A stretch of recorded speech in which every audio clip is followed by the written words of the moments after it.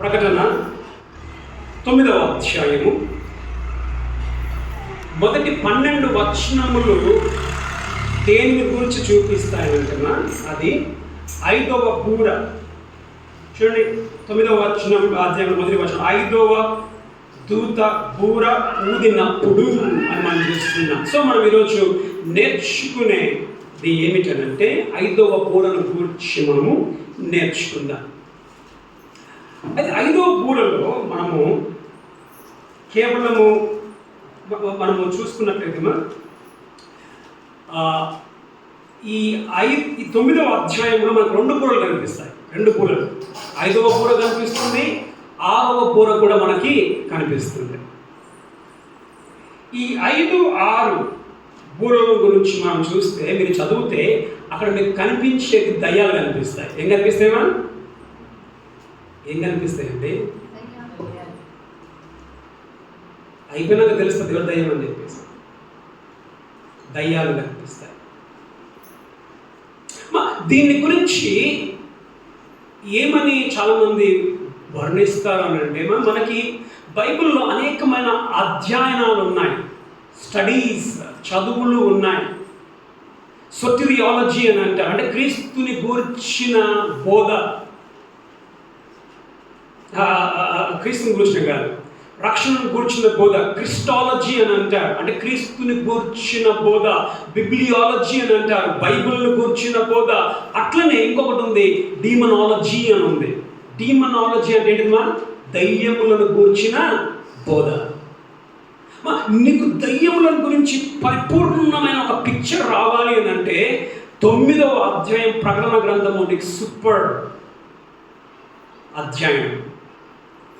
ఒకే అధ్యాయంలో నీకు దయ్యం అన్ని గురించి నేర్చుకోవచ్చు. అసలు దయ్యాలు ఏంటి అనేది మనం నేర్చుకోవచ్చు 9వ అధ్యాయంలో. 5వ బూరలో మనకు దయ్యాలు కనిపిస్తాయి, 6వ బూరలో కూడా మనకు దయ్యాలు కనిపిస్తాయి. కాబట్టి చాలా జాగ్రత్తగా మీరు వినండి. బుక్ పెన్ ఉన్న వాళ్ళు రాసుకోండి, ఎందుకంటే మీరు మరలా మీరు ఇది మీరు వినరు. సినిమా వాక్య అంశముగా మనం తీసుకుంటే 5వ బూరను మనం పెట్టుకోవచ్చు, లేకపోతే దయ్యముల విశ్వరూపం మనం పెట్టుకోవచ్చు. ఏంటిమా? దయ్యముల విశ్వరూపము అనగా మనం పెట్టుకోవచ్చు. అయితే మనకి ఇక్కడ మనం గమనిస్తున్నా, ఈ 9వ అధ్యాయంలో మనకు 3 రకాల దయ్యాలు కనిపిస్తాయి. మనకి 3 రకాల దయ్యాలు, అంటే 3 రకాలు అంటే సపరేట్ దయ్యాలు. మొదటి దయ్యం మనం చూస్తే మొదటి వచనంలో మనం చూస్తాం. మొదటి దయ్యాన్ని ఏంటిదిమా? ఆకాశం నుండి భూమి మీద రాలిన ఒక నక్షత్రము. మొదటి దయ్యం. రెండవ దయ్యముల గుంపు 3వ వచనంలో మనం చూస్తాం. 3వ వచనంలో ఆ పొగలో నుండి మిడతలు భూమి మీదకి వచ్చెను. పాట పాడుతున్నాం కదా, మిడతల దండు వచ్చే రోజు. మిడతల దండు. ఈ మిడతల దండు, ఇది మిడతలు కాదు కానీ ఇవి సెకండ్ రకాలు దయ్యాలు. ఈ దయ్యాలు చూడు, మిడతలు అని ఉంది, మిడత అని లేదు, మిడతలు. మొదటి వచనంలో ఏముంది? నక్షత్రము అని ఉంది, అంటే ఒకటి. మిడతలు అని అంటే ఎక్కువ, అంటే దయ్యాలు. దయ్యాలు అని అంటే ఇది మామూలు 10-5 కాదు, పెద్ద గుంపు, పెద్ద దయ్యాల గుంపు. ఇది రెండోది మనం చూస్తాం. 3వ దయ్యాన్ని మనం చూస్తాము ఇదే అధ్యాయంలో. 3వ దయ్యము 11వ వచనంలో మనం చూస్తాం. 11వ వచనం, పాతాళపు దూత వాటి పైన రాజుగా ఉండెను. పాతాళపు దూత, ఇది 3వ దయ్యం. సో ఈ 3 మనము ఇక్కడ చూస్తాం. కాబట్టి ఇది మనం ధ్యానం చేసేది కేవలం మొదటి దాని మీద మనం ధ్యానం చేస్తాం. మొదటి దాని మీద మనం గమనిస్తున్నాం. మొదటి 4 బూరలు ఊదినప్పుడు జరిగింది ఏమిటి అని అంటే, అక్కడ మొదటి 4 బూరలు ఊదినప్పుడు జరిగింది ఏమిటి అని అంటే, ఎవరు దాంట్లో భూమి మీదకి నాశనాన్ని తీసుకొని రావడానికి, భూమి మీద ఉన్న ప్రజలను తొందర పెట్టింది ఎవరు అని అంటే ఈ వస్తువులను మనం చూస్తాం. వస్తువులు అంటే ఏంటిది? చెట్లు కాలిపోవడము, ఆకాశం నుండి నక్షత్రాలు రావడము, తర్వాత వడగండ్లు, సంథింగ్ అలాంటివి మనం చూస్తాం. కానీ మనం చూస్తే ఈ 5 నుండి 7 బూరలు మనం చూస్తే ఇక్కడ నక్షత్రాలు రాలినట్లు లేదు, ఆకాశం నుంచి నక్షత్రాలు రానట్లు లేదు, ఆకాశం నుండి పెద్ద కొండ పర్వతము రాలినట్లు లేదు. కానీ ఈ 5 నుండి 7 అధ్యాయాలలో మనం చూస్తే అక్కడ వస్తువులు కాదు మనుషులతో ఢీక్కొనేవి, ఆత్మలు మనుషులతో ఢీక్కునేవి. ఆత్మలు అన్నట్టు దురాత్మల సమూహం మనుషులతో పోరాటంలోనికి వస్తాయి. జాగ్రత్తగా మనం వింటే ఈ వాక్యమును మీరు విన్న తర్వాత ఎంత భయంకరముగా 7 ఏళ్ల శ్రమల కాలం ఉండబోతుందో, ఇది మరి ముఖ్యంగా మనం చూస్తే ఇది ఎప్పుడు జరిగేది అంటే 7 ఏళ్ల శ్రమల కాలం 2గా విభజింపబడుతుంది. శ్రమల కాలము, మహాశ్రమల కాలము. మహాశ్రమల కాలంలో ఈ 5 నుంచి 7 బూరలు జరగబోతూ ఉంటున్నాయి. మనం చదువుతూ మనం వెళ్తే, అధ్యయనం చేస్తూ మనం వెళ్తే ఎంత భయంకరంగా అంటే దయ్యాలతో మనం కాపురం చేస్తాం. వింటున్నారా? ఇప్పుడు దయ్యాలు కనిపిస్తున్నాయి మనకి. ఈ 5వ బూరలో నీ ఇంట్లోనే దయ్యాన్ని నువ్వు చూస్తావు. భయంకరం. మనం ముందుకు మనం వెళ్తున్నప్పుడు వాటి రూపాన్ని మనం నేర్చుకుందాం, వాటి రూపాన్ని మనం చూసుకుందాం. కేవలం దయ్యం అనే మాట కథ చెప్తేనే భయపడతాం మనం.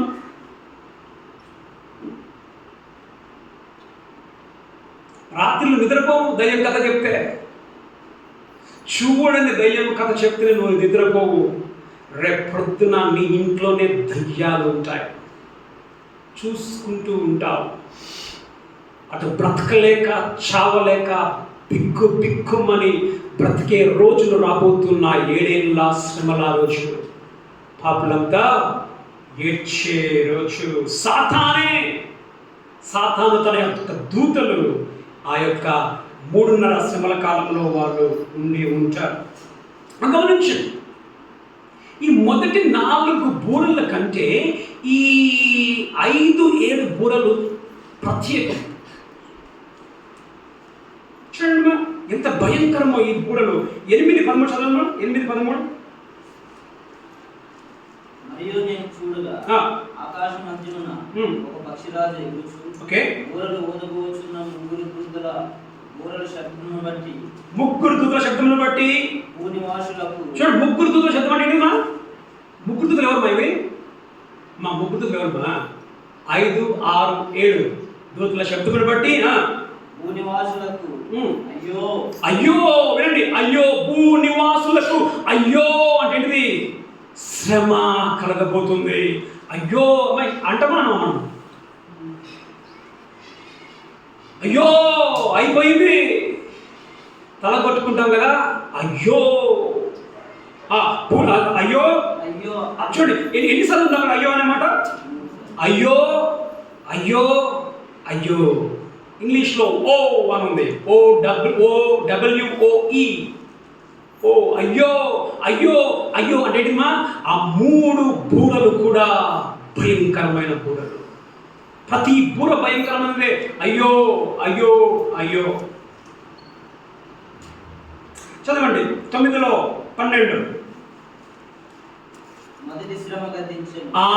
అయ్యో అనే పదము శ్రమ. ఇంగ్లీష్లో WOE అనే పదం వాడబడింది. అయ్యో అంటే ఏంటిదిమా? శ్రమ. మొదటి శ్రమ గతించెను. అదేంటిది? ఎన్నో బూర? 2, అది 5వ బూర.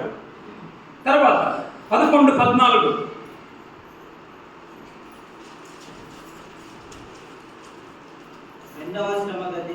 రెండవ శ్రమ అంటే ఏంటిది? 2 అయ్యో గతించెను. రెండవ శ్రమ గతించెను. మా భయంకరమైన బూరలు, ఏ బూరలు మా భయంకరమైన బూరలు? 5వ బూర, 6వ బూర, 7వ బూర భయంకరమైన బూరలు. ఇది మానవ చరిత్రలోనే ఒక భయంకరమైన అంధకార ఘటం. ఇది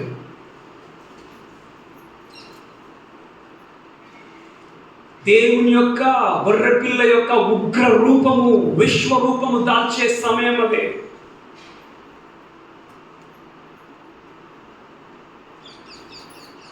మనం చూసుకున్నాం ఈ 9-12లో మొదటి మొదటి శ్రమ. మన బైబిల్లో మనం చూస్తే ఎన్ని రకాల దయ్యాలు ఉన్నాయి? ఎన్ని రకాల దయ్యాలు మనం చూస్తాం? అది ఇక్కడ మనం చూస్తున్నాం. ఇక్కడ మనం చూసుకునేది 3 దయ్యాలు. మొదటి ఏంటిది మొదటి ఏం దయ్యమ్మా? మొదటి వచనం ఏంటిది? రాలిన చుక్క, రాలిన నక్షత్రం మొదటి దయ్యం. రెండో దయ్యం ఏంటిదిమా? రెండో మిడతలు. ఇవి మిడతల, ఇవి ఏంటిదిమా? వాటికి సంఖ్యలు వేయబడి అవి బాటమ్లెస్ పిట్ అంటే ఏంటిదిమా? బిల్లములో అవి ఉంచబడ్డాయి. రెండో రకపు దయ్యం. ఆఫ్కోర్స్ మనం చూస్తాం. దయ్యాలను మనం చూస్తే కొన్ని పడిపోయిన దయ్యాలలో 2 రకాల దయ్యాలు. మామూలుగా తిరిగే దయ్యాలు ఉన్నాయి, మనకు కనబడే. కొన్ని చైన్స్లో కట్టబడ దయ్యాలు ఉన్నాయి. దాని గురించి మనము వచ్చే వారంలో మనము నేర్చుకుందాం. ఇక్కడ మనము 2 రకాల మనుషులు కూడా చూస్తాము. ఇదే అధ్యాయంలో 2 రకాల మనుషులు. ముద్ర వేయబడిన మనుషులు. ఏ ముద్ర? దేవుని ముద్ర కలిగిన మనుషులు ఉన్నారు, దేవుని ముద్ర లేని మనుషులు కూడా మనము ఇక్కడ చూస్తాం. దూతలలో ఎన్ని రకాలమ్మా? దూతలలో 2 రకాలు. ఏంటంటే ఒకటి పవిత్రమైన దూతలు, రెండవది పడిపోయిన దూతలు. ఆ పడిపోయిన దూతలే ఎవరుమా?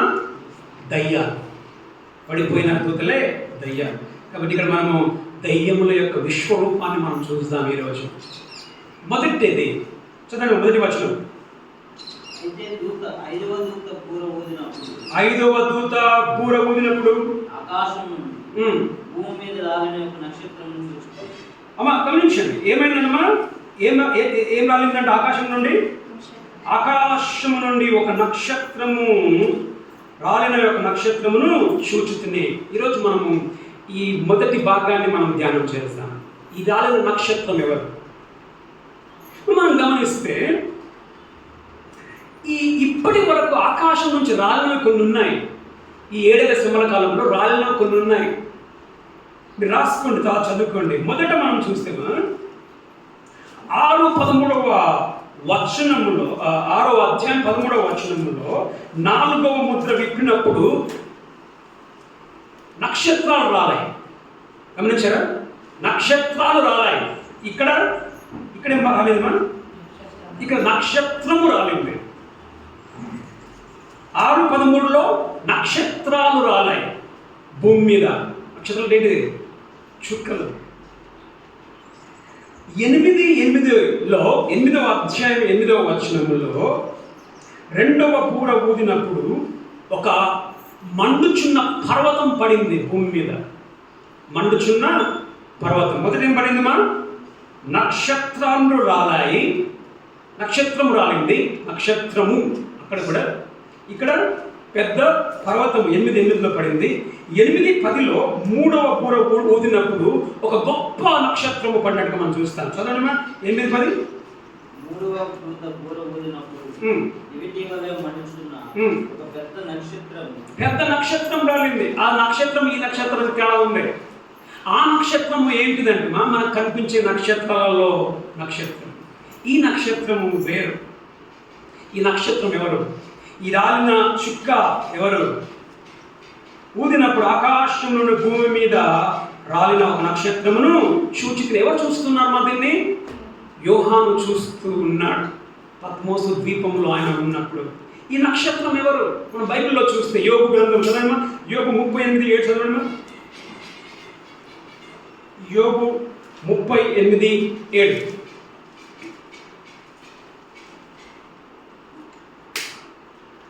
చదవండి.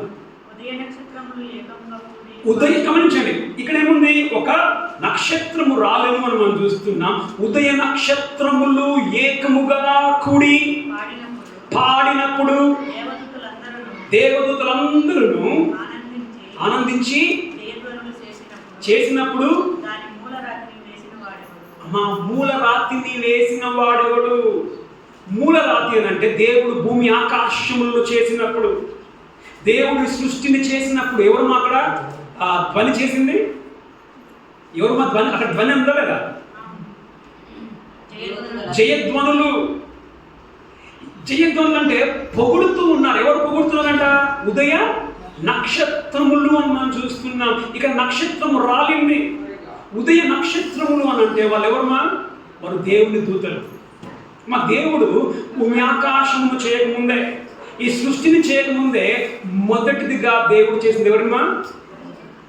దేవదూతల్ని చేశాడు. సో ఆ నక్షత్రంలో ఎవరమ్మా? దూతలే. సో ఇక్కడ ఈ పడిన ఈ నక్షత్రము 9వ అధ్యాయం 1వ వచనములో పడిన ఈ నక్షత్రము ఎవరు అని అంటే చెప్పండి మా, ఎవరు? సాతానుడు. ఈ నక్షత్రము సాతానుడు. ఈ సాతానుడు ఎవరు అని అంటే ఈ పడిపోయిన ఈ నక్షత్రములకు, ఈ దయ్యములకు లీడర్, అధిపతి ఎవరుమా? సాతానుడు. ఆయనను లూసిఫర్ అని మనము చూస్తాం లేఖనంలో. ఎందుకు పడిపోయాడు ఈయన? ఇక్కడ పడ్డాడు, అప్పుడు కూడా పడ్డాడు. ఎందుకు పడ్డాడు? చదవండి. ఎజికియల్ 28లో 12-16. ఎజికియల్ 28లో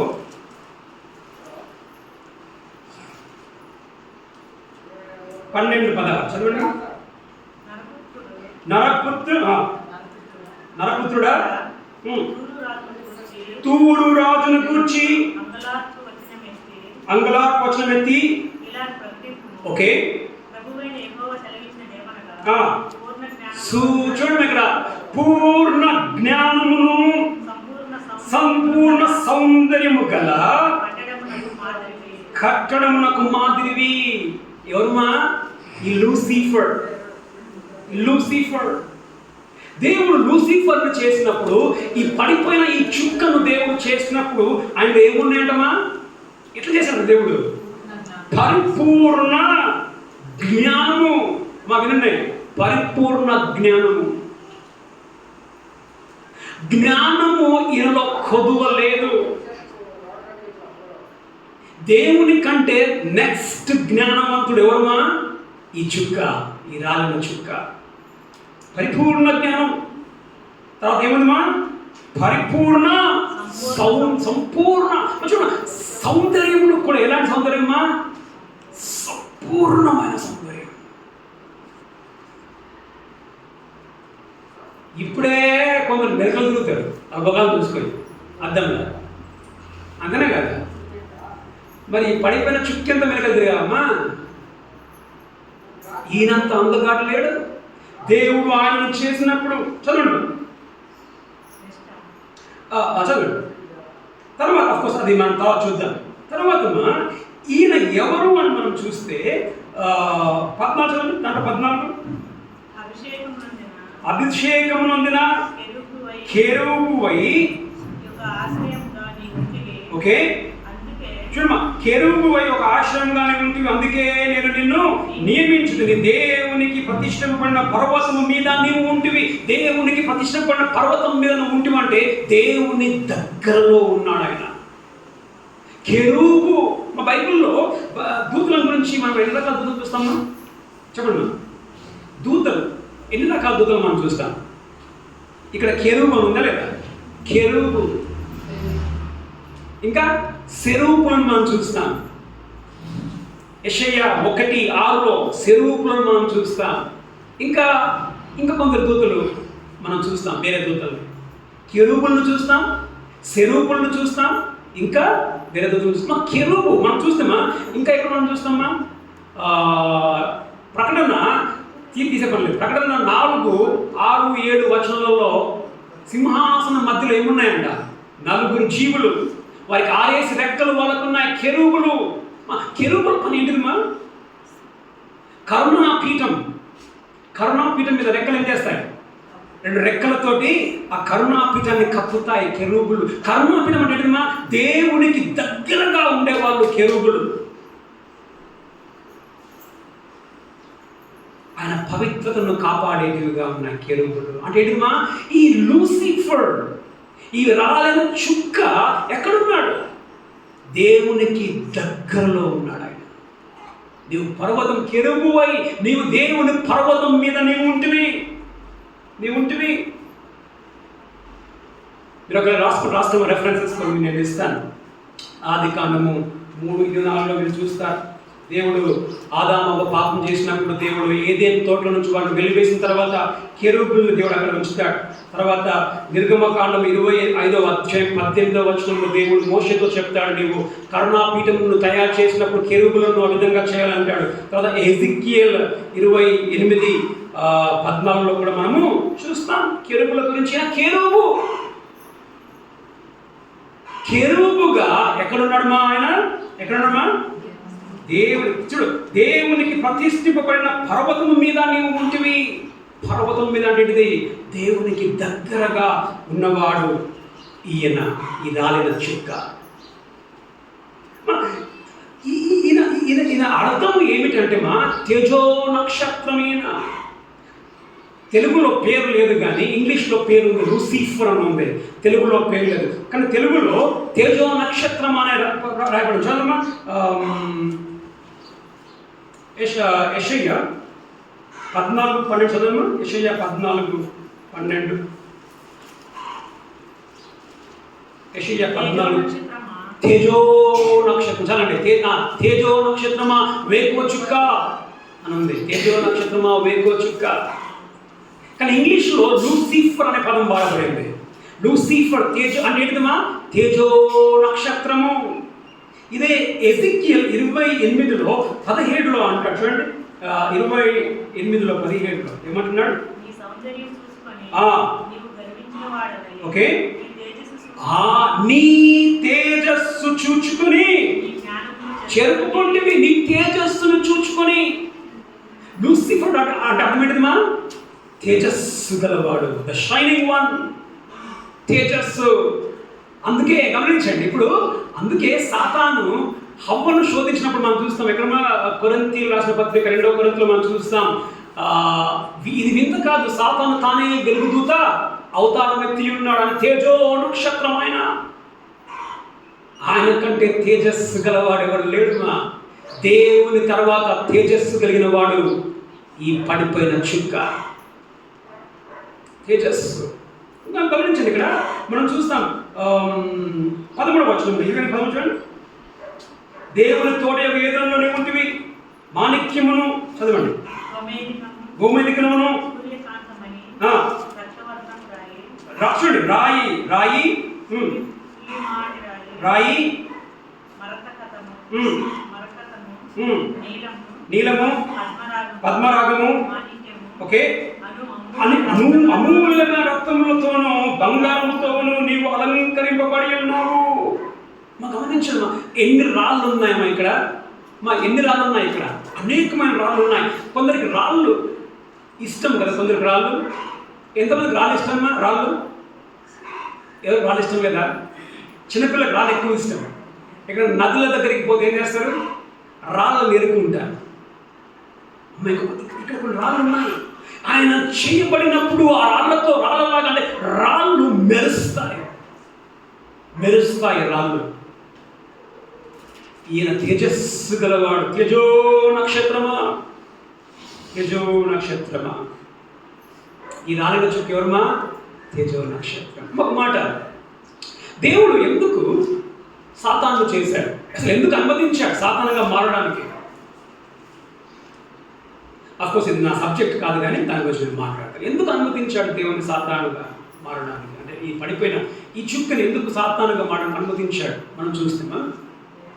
దేవుడు ఎవరుమా?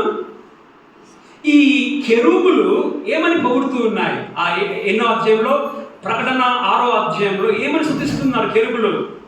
పరిశుద్ధుడు పరిశుద్ధుడు పరిశుద్ధుడు అని మానక రేయింపగలను పొగుడుతున్నారు. పరిశుద్ధుడు పరిశుద్ధుడు పరిశుద్ధుడు. అమ్మా, పాపము లేకుండా నీకు పరిశుద్ధ తెలుస్తుందా? పాపము లేకుండా నీకు పవిత్రత నీకు తెలియదు. ఒక డైమండ్ తీసుకోండి, ₹1,00,00,000 డైమండ్ తీసుకోండి. ₹1,00,00,000 డైమండ్ తీసుకొని నాలాంటి పిచ్చర్ చేత పెడితే ఏం చేస్తాడు? రాయి అంటాడు. ఏమంటారమ్మా? అది రాయి అంటాడు. దానికి ప్రాణం వస్తుంది సార్. ప్రాణం ఎప్పుడు వస్తుంది అంటే, ఒక బ్లాక్ నల్లటి కాగితం మీద ఆ రాయి నువ్వు వేస్తే దాంట్లో ప్రాణం వచ్చేస్తుంది. ఆ డైమండ్కి ఎక్కడ తెలుస్తుంది దాని యొక్క విలువ? ఎక్కడ తెలుస్తుంది దాని విలువ? ఆ నలుపులో దాని యొక్క విలువను మనం చూడవచ్చు. దేవుడు అనుమతించాడు. ఈ చుక్క రాలిపోవడానికి కారణమేమా? ఆ రాలిన చుక్కలో మనకు దేవుని పరిశుద్ధత మనకు అర్థమవుతూ ఉంది. ఆయన పరిశుద్ధుడు అని. సరే, ఎందుకు పడిపోయాడు? ఎందుకు రాలిపోయాడు? అదే చూస్తున్నాం కదా. ఏం చూసామా? ఏమంటున్నాడు యోహాను? ఆకాశం నుండి భూమి మీద రాలిన ఒక నక్షత్రమును చూచి ఎందుకు రాలిపోయాడు ఈయన? మొదట 28:17 ఏం చూస్తున్నామ్మా? 28:17 నీ సౌందర్యము నువ్వు చూచుకొని నీవు గర్వించిన వాడై. గర్వం పడిపోవడానికి కారణం ఏంటిమా? ఎందుకు రాలిపోయాడుమా? గర్వముతో నిండిపోయాడు ఆయన. దేన్ని చూచుకొని గర్వంతో నిండిపోయాడుమా? మొదట ఆయన పడిపోవడానికి కారణము ఆయన అందం.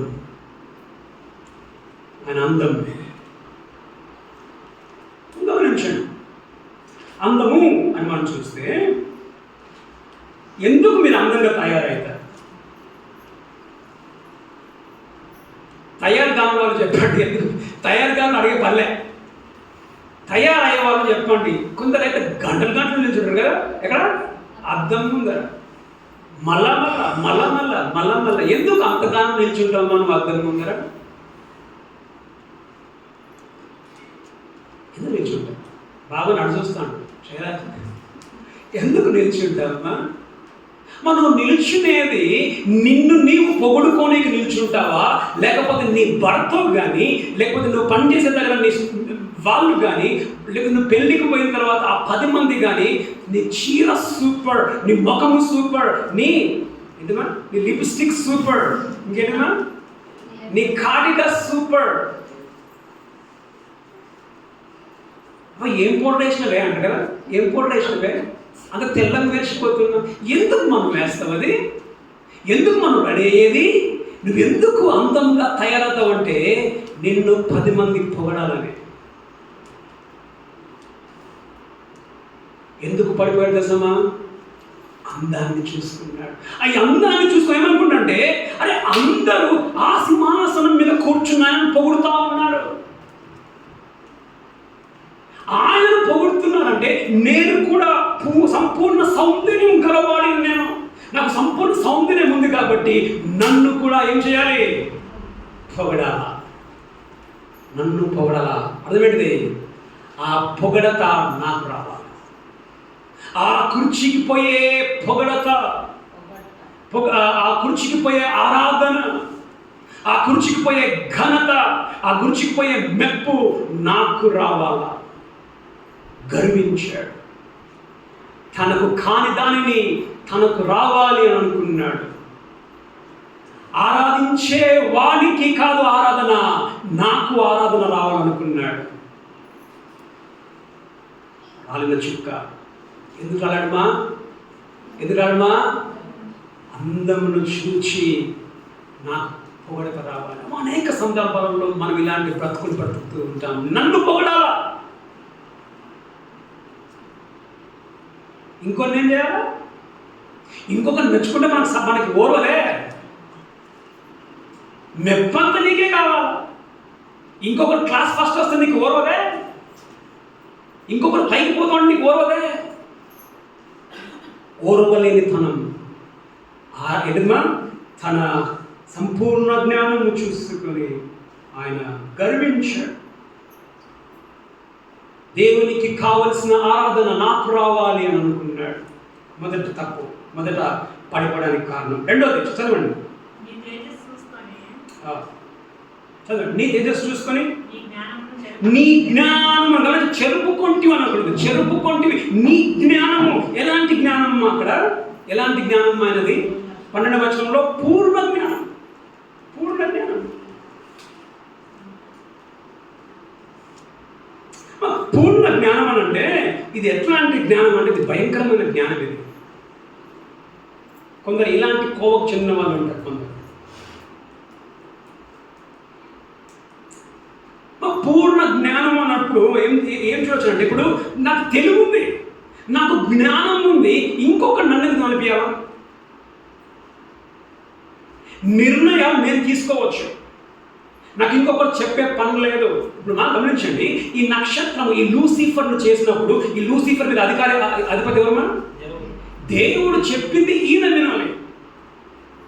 ఈయనేమనుకున్నాడు? తన జ్ఞానమును చెరుపుకున్నాడు, గర్వించి. ఏంటిది? నాకెవడరా చెప్పాల్సిన పని, నాకే తెలివి ఉంది కాబట్టి నా కాళ్ళ మీద నేను స్వంతంగా నిలబడను, నాకు ఒకరి కాలు నాకు అవసరం లేదు, ఆయన కాలు నాకు అవసరం లేదు, నా కాళ్ళ మీద సొంతంగా నిలబడతాను. ఇది పాపమే కాదు. పాపం చేసి సృష్టికర్త అయ్యుండి సృష్టిలో ఒకనిగా చేసి పెట్టి జ్ఞానం ఇస్తే ఆయన పైన ఆధారపడతాడు. నువ్వెవడురా? దేవుడితో నీతో నాకేం సంబంధం? దేవుని మీద ఎదురుబాటు, దేవుని మీద తిరుగుబాటు. తన జ్ఞానమును చెరుపుకున్నాడు. నేను నా కాళ్ళ మీద నేను నిలబడతా. అనేక సందర్భాల్లో మనం కూడా ఇలాంటి కోవలు మనం ఉంటాం. నాకు అంతా తెలుసు, నువ్వు కూడా నాకు చెప్పేది. నేను సొంతంగా నేను నిలబడను, నేను సొంతంగా నేను పనులు చేయగలను.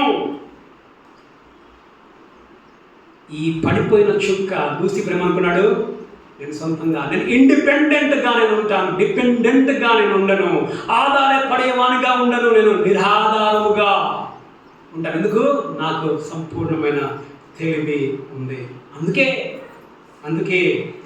రాగి పడ్డాడు. చదవండి 28:16 చివరి భాగం.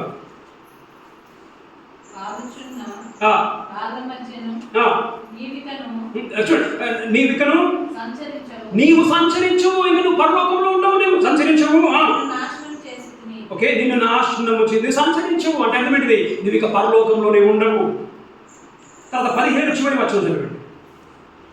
చెరుపుకొంటివి కావున నేను నిన్ను నేలను పడవేసెదను. అక్కడ ఏం చూస్తున్నాం? 9వ అధ్యాయం 1వ వచనంలో రాలిన నక్షత్రమును చూచితిని. అక్కడే పడిపోయాడు ఆయన. భూమి ఆకాశంలో దేవుడు చేయకముందుకి అక్కడే పడిపోయాడు. పడిపోవడానికి కారణం ఏంటి? మొదటేంటిమా? గర్వం. నాకు రావాలి ఘనత. ఇక్కడ నువ్వు కూర్చొని ఉన్నావా? నాకు మెప్పు కావాలి. నీలో ఒక చిన్న లూసిఫర్ కనిపిస్తా ఉన్నాడు. ఇక్కడ కూర్చున్నావా? నేను స్వతంత్రుడిని, నాకంతా తెలుసు, ఒకటి చెప్పే పని లేదు. గర్వం. పడిపోతావు, జాగ్రత్త, పడిపోతావు. యెషయా 14లో ఇంకొకటి మనం చూస్తాం. లూసిఫర్ గురించి మనం 2 భాగాల్లో అధ్యాయాల్లో మనం చూస్తాం. ఎజెకియల్ 28లో చూస్తాం, యెషయా 14లో కూడా మనం చూస్తాం. చదవండి 14, 12, 15. 14 చదవండి, 12, 14 చదవండి. తేజో నక్షత్రమా, వేకో చుక్క, నీవెట్లు ఆకాశము నుండి పడితివి. ప్రకటన 9:1 రాలిన నక్షత్రము నేను చూచితిని. ఎట్లా పడితివి నీవు? ఎందుకు పడిపోయాడు మనం చూస్తున్నా. ఇక్కడ ఈ యెషయా 14, 12-15లో నేను అని 5 సార్లు మనం చూస్తాం. ఇంగ్లీష్లో ఐ విల్ అని ఉంది ఇంగ్లీష్లో. తెలుగులో నేను. కొంచెం మనకు వస్తుంది కదా, ఇది వస్తుందా కదా? నేను ఎవరున్నా నువ్వు అని అంటే ఏమంటావు? ఇంకా మా తెలంగాణలో మంచి మాట అంటాడు, పోటుగాడు అంటాడు. పోటుగాడు అంటాడు కదా. నేను 5 సార్లు నేను అన్నాడు గర్వించాడు. ఎట్లా నేను అన్నాడు? చదువు 13 చదువు. చాలండి. నేను ఆకాశమునకు ఎక్కిపోదును. మొదట నేను ఆకాశానికి ఎక్కిపోదు అంటే ఆకాశానికి ఎక్కిపోదు అంటే అర్థం ఏంటిది? నేను దేవునితో సమానం అయిపోతాను. నేను అంటే గమనించండి, నేను ఆకాశానికి ఎక్కిపోదు అంటే ఏంటి తెలుసా? ఇక్కడ సింపుల్గా చెప్పాలంటే, ఒక మోటు భాషలో మాట్లాడాలంటే దేవుని సింహాసనాన్ని తన్ని ఈయన సింహాసనం వేసుకుని కూర్చున్నాం అనుకున్నాడు. ఆకాశంలోకి ఎక్కిపోదును అన్నది దేవుడు లేడేవాడు లేదు, నాదే కుర్చీ, ఎక్కిపోతాను నేను. గర్వం. చదవండి. దేవుని నక్షత్రములకు పైగా చూడమ్మా, దేవుని నక్షత్రం పైగా నా సింహాసనాన్ని హెచ్చించును. చూడండి, మొదట ఎక్కిపోదును అన్నాడు. ఇక్కడ ఏమంటున్నామా? హెచ్చించుకుంటానంటాడు. ఏంటంట? నా సింహాసనాన్ని హెచ్చించుకుంటా. ఎక్కడ హెచ్చించుకుంటాడమ్మా? ఎవరి పైన హెచ్చించుకుంటాడంట? నక్షత్రంలో. అర్థం ఏంటిది? నేను దూతలకు కూడా నేను దేవుణ్ణి అయిపోతాను. నేను నక్షత్రం అంటే ఏంటమ్మా? యోగు 35 ప్రకారం దేవదూతలు నక్షత్రాలకు పైగా నా సింహాసనం హెచ్చుకుంటాడంటే ఆయన ఆఖరికి దేవుడు దూతలను కంట్రోల్ చేస్తున్నాడు కదా. ఏమన్నాడు? ఆ కంట్రోల్ కూడా నాకే వచ్చా, దూతల్ని కూడా నేనే కంట్రోల్ చేస్తా, నా సింహాసనాన్ని హెచ్చించుకుని. మొదట కుర్చీ నాదే, దేవదూతల మీద కూడా కంట్రోల్ నేనే తీసుకున్నాను. ఆ తర్వాత ఉత్తర దిక్కునున్న సభా పర్వతముల మీద కూర్చుందును. సభా పర్వతముల మీద కూర్చుందును. పర్వతము అని మనం చూస్తే చదవమ్మా, యెషయా 2:2 చదవండి. యెషయా 2:2. అక్కడ పర్వతం ఉండదు, కొండలు ఉంటాయి మనకి. యెషయా 2:2. ఓకే. చూడమ్మా, పర్వతము పైన యెహోవా మందిర పర్వతము, పర్వత శిఖరమున. సో కొండలు అని మనం చూస్తున్నాం కదా. కొండలు ఉన్నాయి, పర్వతం ఉందా లేదా? కొండలు పర్వతం ఉందా లేదా? కొండలు పెద్దదా, పర్వతం పెద్దదా? పర్వతం. హిల్స్ అని ఇంగ్లీష్లో ఉంది, మౌంటైన్ అని ఇంకొక మౌంటైన్ ఉంది, హిల్స్ ఉన్నాయి. పర్వతములు పెద్దది, కొండలు చిన్నవి. ఇంకా అయిపోయిందా? ఉందా? అయిపోయిందా? చదవండి. చూడండి, అన్య జనులు ఎక్కడి నుంచి వస్తుంది సార్? ఈ కొండలు దేనికి గుర్తు, పర్వతం దేనికి గుర్తు అంటే పర్వతము దేవుని రాజ్యానికి గుర్తు, కొండలు మనుషుల రాజ్యాలకు గుర్తు. అర్థమైందా? పర్వతం దేనికి గుర్తుమా? పర్వతం దేనికి గుర్తుమా? దేవుని రాజ్యానికి పర్వతం గుర్తు, ఈ కొండలు మనుషుల రాజ్యములకు గుర్తు. అంటే అర్థమైంది. ఇక్కడ ఏమంటున్నాడు? ఉత్తర దిక్కునున్న సభా పర్వతం మీద కూర్చుందునంటే అర్థమైంది, మనుషుల మీద కూడా నేనే దేవుణ్ణి. ఇంకా దూతల మీద నేనే దేవుణ్ణి, ఇంకా మనుషుల మీద కూడా నేనే దేవుణ్ణి. ఇంకా దేవుడు ఆయన మెస్సయ్యగా వచ్చినప్పుడు ఆయన పరిపాలన చేస్తాడు. అప్పుడు ఈ కొండల నుండి అందరూ వెళ్ళి, అంటే కొండలు ఏంటమ్మా? వారి వారి దేశం నుండి వెళ్ళి ఆయన వాళ్ళు స్తుతిస్తారు, అంటే పని సేవ చేస్తారు. అది కూడా నాకే కావాలి, మనిషి కూడా నన్నే పూజించాలి. తర్వాత మేఘ మండలం మీదకి ఎక్కుదును. చూడండి, ఎక్కుదును, మేఘ మండలం మీదకి ఎక్కుదును అని అర్థం ఏంటి తెలుసా? మన బైబిల్లో చూస్తే మేఘము దేనికి గుర్తుమా? మేఘము దేనికి గుర్తుమా? దేవుని సన్నిధికి గుర్తు. అంతనే కదా, ఇశ్రాయేలుని దేవుడు తీసుకుపోయాడు, మేఘంలో నుండి తీసుకొని పోయాడు. సినాయి పర్వతం మీద దేవుడు దిగి వచ్చినప్పుడు మేఘంలో దిగి వచ్చాడు. తర్వాత ఎవరమ్మా? సొలొమోను దేవుని మందిరాన్ని కట్టినప్పుడు ఏమైంది? ఆ మందిరం ఎట్లా ఏమైందమ్మా? మేఘముతో నిండిపోయింది. అంత అర్థమైనది, మేఘము దేవుని సన్నిధికి గుర్తు. ఏమంటున్నాడు? మేఘ మండలం మీదకి ఎక్కుదును అంటే అర్థం ఏంటంటే, దేవుని మహిమ కంటే నా మహిమను నేను పెంచుకుంటా. దేవుని మహిమ కంటే నా మహిమను అధికముగా నేను పెంచుకుంటా. తర్వాత మహోన్నతునితో నన్ను సమానంగా చేసుకుంది. మహోన్నతునితో ఎవరితో సమానం చేసుకునేది? ఎవరితో? ఒక చెయ్యబడిన వ్యక్తి. చేసిన వ్యక్తితో సమానం చేసి ఎట్లా సమానం అవుతావు నువ్వు? గమనించండి, సర్వజ్ఞాని కరెక్టే, ఏమా పూర్ణ జ్ఞానం ఉంది, కానీ దేవునిలాగా ఆయన సర్వజ్ఞాని కాలేడు ఎప్పటికైనా. ఏముందిమా? లూసిఫర్కి ఏముందిమా? పూర్ణ జ్ఞానం ఉంది, కానీ సర్వజ్ఞాని కాలేడు. ఆయనకి శక్తి ఉంది, కానీ దేవునిలాగా సంపూర్ణ శక్తి కలిగేవారు ఆయన ఉండలేడు. ఆయన భూమి మీద ఇటు అటు తిరగచ్చు, కానీ సర్వాంతర్యామిగా ఉండలేడు ఆయన. ఇది మా ఆయన గర్వం. నేను నేను నేను చదవండి, పడిపోయాడు. ఎట్లా పడిపోయాడు? చదవండి, 14లో 20:12. ఏదో నక్షత్రమా? ఓకే. ఎట్లు ఆకాశం నుండి పడుతుంది. చాలు, 15 దాంట్లోనే 15 అని నీవు మనసులో అనుకుంటుంది కదా. నీవు పాతాళమునకు నరకములో మూలకు త్రోయవేయబడితివి. ప్రకటన 9:1 నాకు రాలిన నక్షత్రం. మా పడిపోవడానికి కారణం ఏంటి? మొదట నాకేం కావాలా? నాకు ఘనత కావాలి. రెండోది, నాకంతా తెలుసు, నేను సొంతంగా ఇండిపెండెంట్గా ఉండాలి, నన్నే పూజించాలి, నేనే స్వంతంగా నేను ఉండాలి, నేను పైకెక్కిపోవాలా, దేవునితో కంటే పైకెక్కిపోవాలా. ఇక్కడ కూర్చున్నావా నీవు? మరి ఒక మాట, ఇప్పుడు పైకి ఎక్కాలంటే ఏం చేయాలి? నువ్వు పైకి ఎక్కాలంటే ఏం చేయాలి? పైకి ఎక్కాలంటే ఏం చేయాలన్నా? తొక్కాలా. ఎవరిని తొక్కాలి? ఇప్పుడు సాధారణ చూసుకుని ఎవరు తొక్కాలమ్మా? పైకి ఎక్కాలంటే సింహాసన ఆశీనున్న వాయున్న వాడిని తొక్కాలా.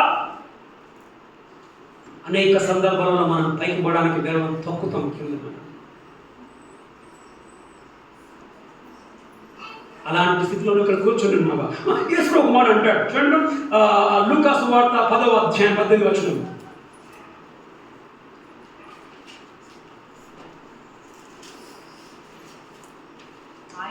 ఆయన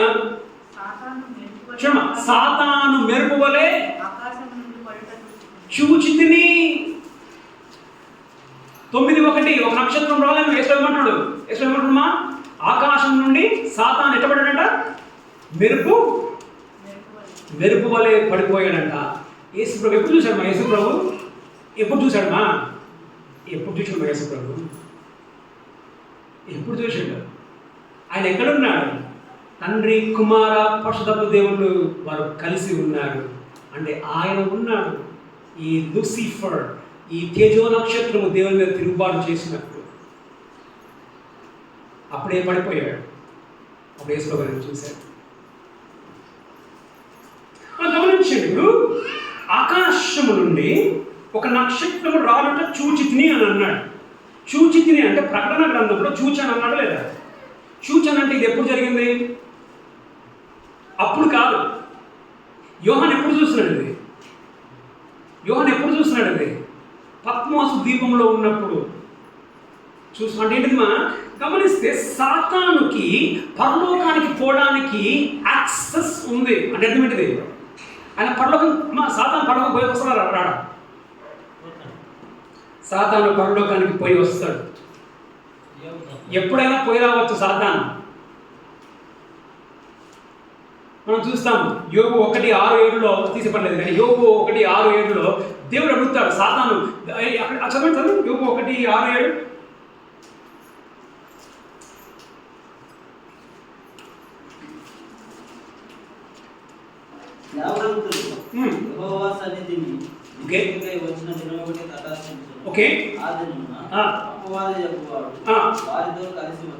వారితో కలిసి సాతాను కూడా పోయిందంట పరలోకానికి. అంటే ఏంటమ్మా? సాతాను పరలోకానికి అప్పుడు పోతా ఉంటాడు. ఇక్కడ పడిపోయాడు. ఓకే, పోయాను.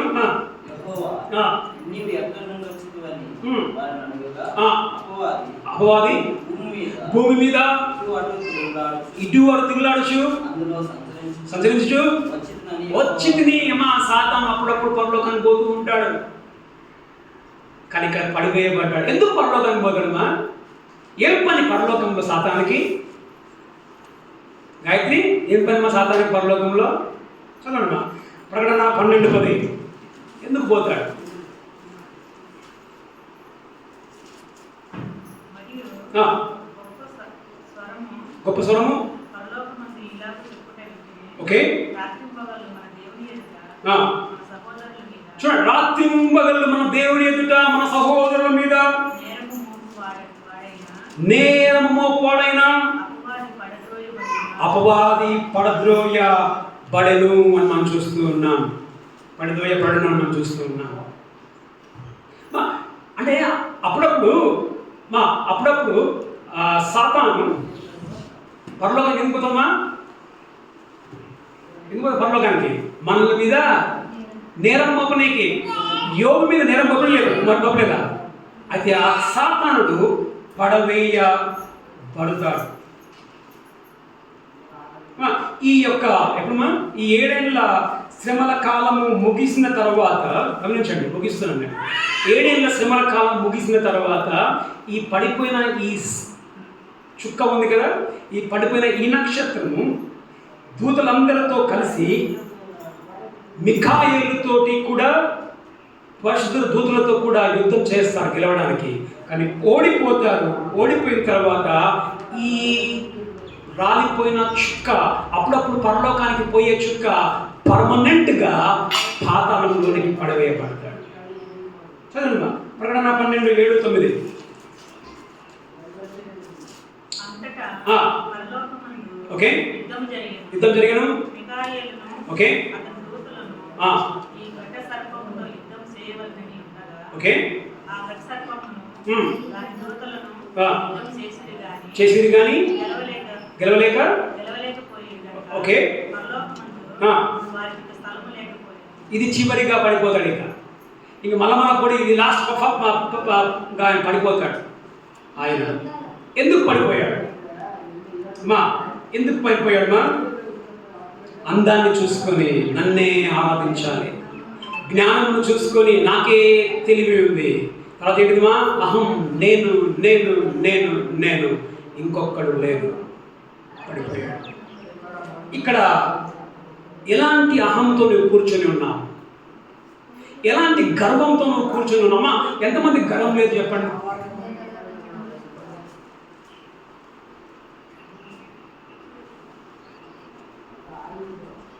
చాలా మందిలో మనం చూస్తాం కండ కావరం అంటాం. కండ కావరం, గర్వం. ఎందుకునండి గర్వము? చూడరు నా కండ ఒక్క దెబ్బ కొడితే భయంకరం. ఎవరి మీద మన పోయేది? నువ్వు కండున్నాడు కండలేని మీదకి పోతాడు. వినండి, కండున్నాడు కండలేని మీదకి పోతాడు. కండ ఉన్న నువ్వు కండ ఉందని మీదకి పోవు. నీ ప్రతాపం అంత ఎవరి మీద? కండలేని మీద నువ్వు ప్రతాపం చూపిస్తావు. కండ గర్వం. ఇంకోటి, ఈ కండ గర్వం ఇంకా చూసుకోవచ్చు మనం. ఏ గర్వం ఉంటుందా? కుటుంబ బలం కదా. మా ఇంట్లో ఇంతమంది ఉన్నారా? మేము 10 మంది ఉన్నాము మా ఇంట్లో, మీరు ఇద్దరే ఉన్నది. ఏం గర్వం ఇది? నీ బలం. తర్వాత ఎవరు తెలుసారా నాకు ఉన్నది? రౌడీలు ఉన్నారా? రౌడీలు తీసుకొని వస్తాను మీదకి. గర్వం. తర్వాత కుల గర్వం. ఏం కులం తెలుసా అది? ఎవరికి కావాలి కులం?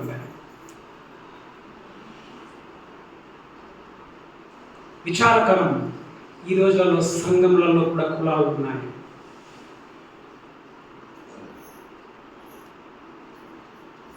గర్వం. తర్వాత మాకే ఉందిరా డబ్బంతా. గర్వం. నీకేముందిరా?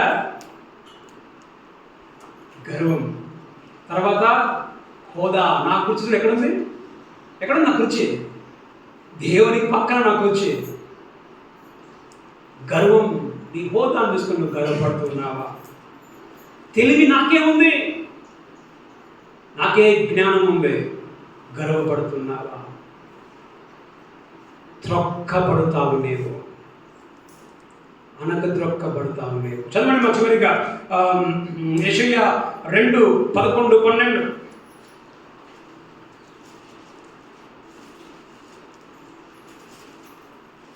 యెషయా 2:11-12. నరుల అహంకార దృష్టి తగ్గింపబడి చాలా జాగ్రత్తగా వినండి. నారుల అహంకార దృష్టి తగ్గింపబడు. అహంకార దృష్టి అంటే ఏముంది? మా ఇంగ్లీష్ ఏముంది పిల్లలు? అమ్మా, ఐస్ ఆఫ్ అరగెన్స్. అహంకార దృష్టి అంట. దాన్ని మన భాషలో పెట్టండి. అహంకార దృష్టిని మన భాషలో పెట్టండి. ఏమనొచ్చు? ఎవరా కళ్ళు ఎత్తికెక్కినాయి అన్నాడు కదా. కొందరి కళ్ళు నెత్తికెక్కి కూర్చుంటారు కొందరు. ఎందుకు మనకి అంత గర్వం? నీకు ఏం చూసుకొని నీకు అహంకారం అంతా? నరుల అహంకార దృష్టి తగ్గింపబడే రోజు రాబోతా ఉంది. ఓకే, తర్వాత మనుషుల గర్వము చాలా పదునైన పదం. అది పదునైన పదం ఏంటిదిమా? అనుగద్రొక్కబడినట్టు అర్థం ఏంటిది? నువ్వు తొక్కుతావేమో, నేను తొక్కేమడుగా ఉన్నాడు ఇంకోవాడు. లూసిఫర్ అనుకున్నాడు, తొక్కేవాడు ఎవరు లేడు, నేనే తొక్కుతా అనుకున్నాడు. దేవుడు తొక్కి పడేశాడు. మనుషుల గర్వము అనగద్రొక్కబడును. బాధాకరమైనది ఏం తెలుసా? ఇంకా చర్చిలకు పోయే అనేకులు, యేసు ప్రభు పేరు పెట్టుకున్న అనేకులు నెత్తి కళ్ళకెక్కి నెత్తికి కళ్ళు నెత్తికెక్కి బ్రతుకుతూ ఉన్నారు. తర్వాత గర్వముతో బ్రతుకుతూ ఉన్నారు. నీ గర్వము అనగద్రొక్కబడే రోజు తొందరలోనే ఉంది.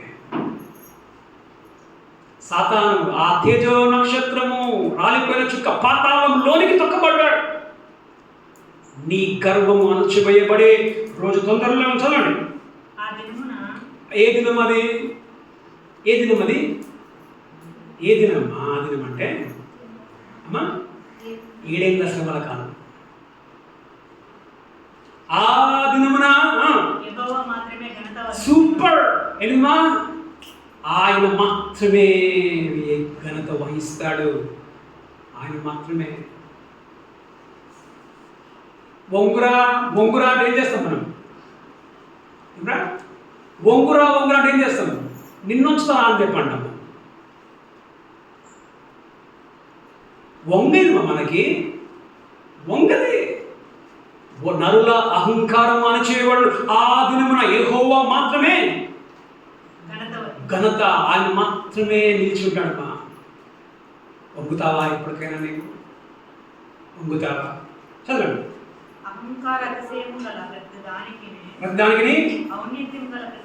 చూడు, ఔన్నత్యం అనేది గొప్ప. అహంకార అతిశయం గల ప్రతిదానికి, అహంకారం ఉన్న ప్రతిదానికి ఔన్నత్యం అనేది గొప్పగా, నేనే గొప్ప అనుకున్న ప్రతిదానికి విమర్శించు దినం ఒకటి. ఆ దినం ఏంటిది? మళ్ళా విమర్శించు దినం ఏంటిది? 7 ఏళ్ల శ్రమల కాలం అయిపోయిందా? అన్నీ అనగదొక్కబడతాయి. గర్వం నీలో నిండుకొని ఉందా? తొక్కేస్తాడు దేవుడు నిన్ను. బాప్తిస్మ ఇచ్చి యోహాను ఏమన్నాడు? ఆయన పెరగాలి, నేను తగ్గాలి. మనం కూసిస్తే నేను వేసుకుని కూర్చుంటాను. నేనే పెరగాలి, ఇంకేమైనా కూర్చోవద్దు. దేవుడిని కూర్చోవద్దు, ఎవరిని కూర్చోవద్దు. చూడండి, సామెతలు 16:18. సామెతలు 16:18.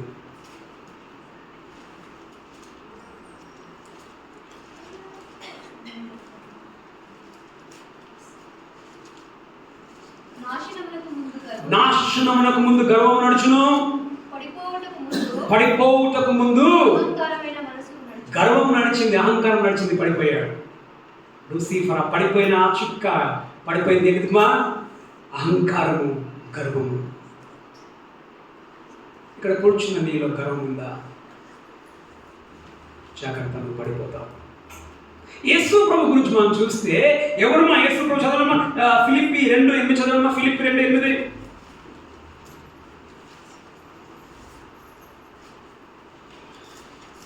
ఫిలిప్పి 2:8. మరియు ఆయన ఆకారమందు మనుషునిగా కనబడి మరణం పొందినంతగా అనగా శిలువ మరణం పొందినంతగా ఏదిమా యేసులో ఏంటిదిమా తగ్గించుకున్నాడు మా ఆయన. ఆ తగ్గింపు నీకుందా? ఆ తగ్గింపు నీకుందా? ఇప్పుడు గమనించండి, తగ్గింపున్న వాళ్ళు ఎవరు, గర్వం ఉన్న వాళ్ళు ఎవరమ్మా? నీలో గర్వం ఉంది అని అంటే నువ్వు లూసిఫర్వే. అందుకే ఒక మాట కదా, మీరు మీ తండ్రి అయిన అపవాది పిల్లలు అంటాడు యోహాను 8లో. మీరు తండ్రి అయిన అపవాది పిల్లలు, మీరు అపవాది పిల్లలే. నువ్వు కనిపించచ్చు నీలాగనే, కానీ నీ లోపల ఎవరు కనిపిస్తున్నారమ్మా? లూసిఫర్ కనిపిస్తున్నాడు. పడిపోయాడు, నువ్వు పడిపోతావు. ఒకరోజు రాబోతా ఉంది గొర్రె పిల్ల ఉగ్రత దినము, ప్రతి ఒక్కరి గర్వం అణచివేయబడుతుంది. ఈ గర్వంతో నువ్వు ఉంటే ఏమవుతుందమ్మా? ఏమంటాడు చివరి సంఘంతో ఏమంటాడమ్మా యేసు ప్రభు? చివరి సంఘంతో ఏమంటాడు?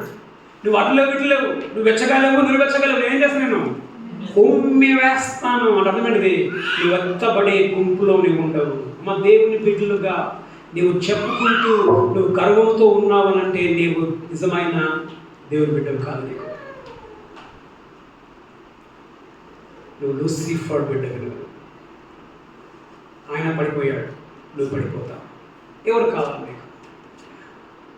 గర్వంతో పడిపోయిన సాతాను కావాలన్నా, ఆయనే సమస్తమైన తగ్గించుకుని యేసు ప్రభు కావాలన్నా, తగ్గింపు కావాలన్నా, ఏమా హెచ్చింపు కావాలన్నా, వాళ్ళని మనం పరీక్షించుకున్నాం. కళ్ళు మూసుకున్నాం. తల్లి మీకు వందనం చెల్లిస్తున్నాను. ఈ వాక్యాన్ని విన్నా, ఆకాశము నుండి ఒక నక్షత్రము రాలుట యోహాను చూచి ఉంటున్నాడు. తేజో నక్షత్రము, వేకువ చుక్క, సంపూర్ణ జ్ఞానము, సంపూర్ణమైన అందము కలిగి నేను నేను నేను నేను ఎక్కిపోతాను పైకి. నన్ను అందరూ ఆరాధించాలి, నేను ఒకరిని ఆరాధించే పని లేదు. నా తెలివి ఉంది, నేను ఒకరి కాలం నిలబడే పని లేదు. నేను స్వంతంగా నిర్ణయాలు తీసుకోగలను. నేను నేను నేను అని అహంకారముతో మరి తొక్కబడ్డాడు, పాతాళానికి పడివేయబడ్డాడు. మేము గర్వము లేకుండా బతుకు సహాయం చేయండి. మీరు తగ్గింపు కలిగి శిలువ మరణం పొందినంతగా తగ్గించుకున్నారు. ఆ యొక్క తగ్గింపు మాకు దయచేసి నడిపించమని ప్రార్థిస్తూ ఉంటున్నాను. ఎలాంటి గర్వం మాకు ఉండకుండా, ఎలాంటి గర్వం మాకు లేకుండా బ్రతుకున్నట్లుగా నీ మనస్సును మాకు దయచేసి నడిపించమని ప్రతిమాలి ప్రార్థిస్తూ యేసుక్రీస్తు నామములో ప్రార్థిస్తూ ఉన్నాం మా ప్రియ పరలోక తండ్రి. ఆమేన్. తండ్రి యొక్క కుమారుని యొక్క పరిశుద్ధాత్మ యొక్క అన్య సహవాసం ప్రజలందరికీ ఇప్పుడు ఎల్లప్పుడూ అహంకారము లేకుండా బ్రతుకున్నట్లుగా కృపను నడిపించును గాక.